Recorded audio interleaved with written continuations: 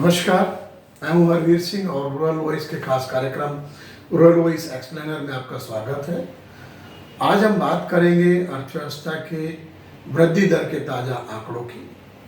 असल में ये आंकड़े दो हिस्सों में बटे हुए आंकड़े हैं। एक तरफ जो हमारी ओवरऑल जो जीडीपी है, सकल घरेलू उत्पाद है, उसकी जो वृद्धि दर है, उसकी जो दूसरी तिमाही के जो आंकड़े आए हैं उसके मुताबिक वृद्धि दर 7.6% रही है। और जो भारतीय रिजर्व बैंक के अभी तक के अनुमान अर्थव्यवस्था की वृद्धि दर को लेकर के हैं, उस लगता है कि ये उससे थोड़ा बेहतर दिशा में आंकड़े जा रहे हैं। इसके पहली जो तिमाही रही थी, जो अप्रैल से जून तक की तिमाही थी, उसकी वृद्धि दर 7.8% रही थी। लेकिन यहाँ इन आंकड़ों के साथ एक चिंताजनक पहलू भी है। वो ये है कि देश की एक बड़ी आबादी और अर्थव्यवस्था का एक बड़ा हिस्सा विकास की दर में पिछड़ रहा है। देश के जो जीडीपी की वृद्धि दर के दूसरी तिमाही के आंकड़े आए हैं, उसमें कृषि और सहयोगी क्षेत्र के जो आंकड़े हैं, उनकी जो वृद्धि दर है वो चिंताजनक है। मात्र 1.2% की वृद्धि दर का अनुमान है दूसरी तिमाही में, जो जुलाई से सितंबर की तिमाही है कृषि और सहयोगी क्षेत्र की इकोनॉमी को लेकर के जो आंकड़े हैं। अब सवाल है कि ये जो आंकड़े हैं, इसमें अगर हम देखें कि अगर पिछले कुछ महीनों में देखें या पिछली तिमाहियाँ देखें, इसमें लगातार गिरावट आ रही है। पिछले वित्त वर्ष में 2022-23 में कृषि और सहयोगी क्षेत्र की जो वृद्धि दर है वो 4.7% रही थी। और उसमें जो पिछले वित्त वर्ष की अंतिम तिमाही थी, जनवरी से मार्च, उसमें कृषि और सहयोगी क्षेत्र की वृद्धि दर 5.5% रही थी। उसके बाद जो पहली तिमाही थी, उसमें वृद्धि दर घट गई थोड़ी, 3.5% पर आ गई और अब ये 1.2% पर है। अगर पिछले वित्त वर्ष की दूसरी तिमाही की बात करें, उसके आधे से भी कम में ये वृद्धि दर है, क्योंकि उस वक्त 2.5% की दर से कृषि और सहयोगी क्षेत्र बढ़ा था। वहीं और थोड़ा पीछे जाएं, जो अगर किसी तिमाही का आकलन हम करें तो पिछली 18 तिमाही में सबसे कम वृद्धि दर कृषि और सहयोगी क्षेत्र की रही थी। अब इसके पीछे वजह क्या है, इसको हमें जोड़ना चाहिए कि हमने लगातार 4 सामान्य मानसून देखे और कृषि उत्पादन लगातार बढ़ता चला गया। लेकिन ये जो मानसून सीजन जो अभी ख़त्म हुआ है, उसमें अल नीनो का एक बड़ा इम्पैक्ट आया। हालांकि हमारा जो भारत मौसम विज्ञान विभाग है, उसने शुरू में नकार दिया था कि कोई बड़ा इम्पैक्ट नहीं है, लेकिन लगातार जो स्ट्रॉन्ग अल नीनो प्रभाव रहा और ये आगे भी रहेगा। जून 2024 तक इसके 60% की संभाव्यता है मजबूत बने रहने की। और इसका असर ये हुआ कि देश के बड़े हिस्से में असामान्य बारिश हुई।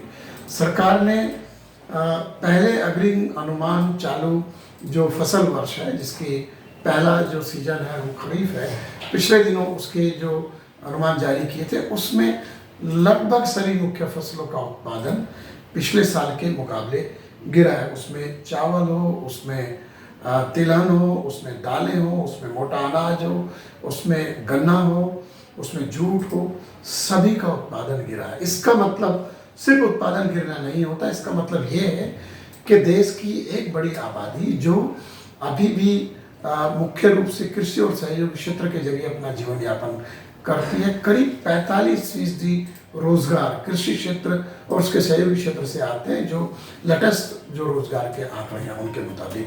तो इसका मतलब इतनी बड़ी तादाद में जो लोग हैं, उनकी जो आमदनी है उसके ऊपर सीधा असर पड़ा है।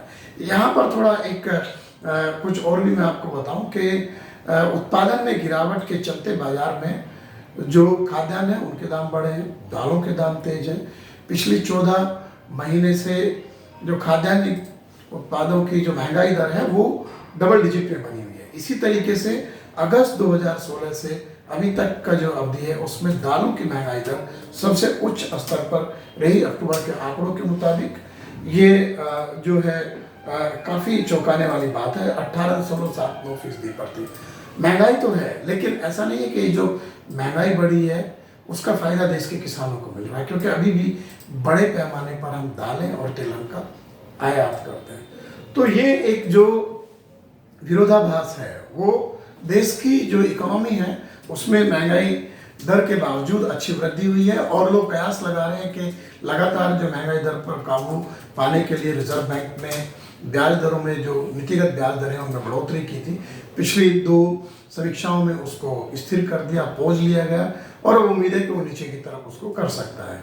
तो यानी रिजर्व बैंक अपने मिशन में लगातार जिस तरह के कदम उठाए उसमें कामयाब होता दिखता है, लेकिन जो सप्लाई साइड है महंगाई को रोकने की वो सरकार का जिम्मा है, और उसमें ये एक दबाव रहता है कि खाद्य उत्पादों के दाम ज़्यादा ना बढ़ें, और खाद्य उत्पादों के दाम को बढ़ने से रोकने के लिए तमाम सारे कदम उठाए जाते हैं। एमएसपी में बहुत सीमित वृद्धि की जाती है।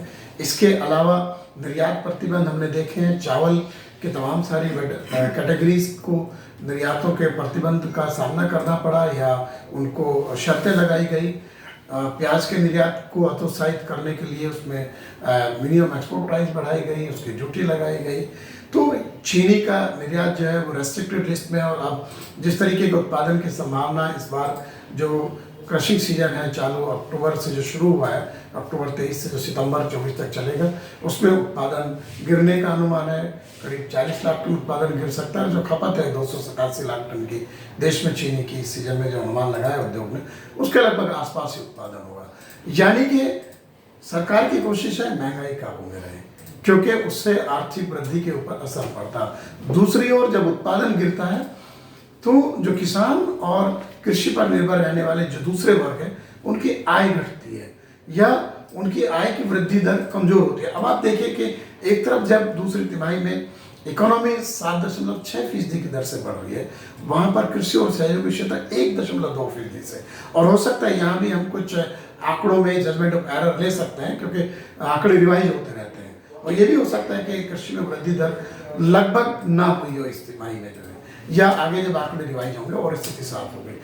तो ये अब देखना पड़ेगा कि हम नीतिगत मोर्चे पर कहाँ खामियां हैं। सिर्फ मानसून की कमी, बारिश की कमी की वजह से देश की एक जो आबादी का सबसे बड़ा हिस्सा है, अगर उसकी आय में वृद्धि कमजोर होती है तो जो पहले से कृषि क्षेत्र और दूसरे क्षेत्रों के बीच में एक जो खाई है, जो अंतर है, जो डिफरेंस है, वो बड़ा होता जा रहा है। यह जो पूरी ग्रामीण आबादी है, हमने रूरल वॉइस में 6 महीने का समय लगाकर देश के अलग अलग हिस्सों में, जोधपुर में, शिलांग में, मुजफ्फरनगर में, कोयम्बतूर में और भुवनेश्वर में रूरल एजेंडा को लेकर कन्वीनिंग की, और वहाँ पर हमें दिखता है जो नागरिक हैं, जो ग्रामीण नागरिक हैं, कि उनका जीवन काफ़ी पिछड़ा हुआ है देश के दूसरे नागरिकों के मुकाबले। वो खाई चौड़ी हुई है।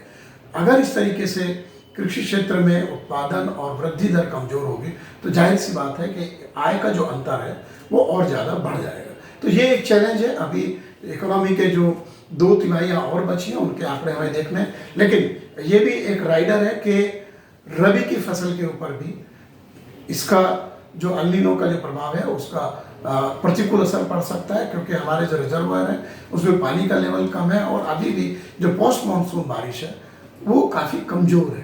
तो अभी जो फसल बुआई के आंकड़े आ रहे हैं वो धीरे धीरे सामान्य होते जा रहे हैं, लेकिन काफ़ी कुछ निर्भर करेगा कि सर्दियों में बारिश भी किस तरीके से होती है और सिंचाई की क्या सुविधाएं उपलब्ध है। यहाँ सिर्फ हम फसल उत्पादन और जो कृषि और खाद्य उत्पाद हैं उनकी महंगाई के आंकड़े और उनसे बात करके नहीं रुक सकते। हमें देश की एक मुख्य आबादी जो है, जो काफ़ी कुछ उसका जीवन, उसके जीवन के स्तर इसके ऊपर निर्भर करता है। और हमने हाल के जो 5 राज्यों के चुनाव उसमें हमने देखा भी है कि तमाम सारे राजनीतिक दलों ने ग्रामीण क्षेत्र की बेहतरी के लिए और किसानों को आकर्षित करने के लिए ऊंचे दामों की घोषणाएं की, कर्ज माफ़ी की घोषणाएं की, उनको डायरेक्ट बेनिफिट जो कैश में देने की बात की, तमाम सारे। इसका मतलब जो है ये वर्ग वैसे भी राजनीतिक रूप से बहुत ही महत्वपूर्ण है और कोई भी राजनीतिक दल उसकी अनदेखी करने का जोखिम नहीं ले सकता, लेकिन कहीं ना कहीं नीतिगत स्तर पर कुछ बदलाव करने की ज़रूरत है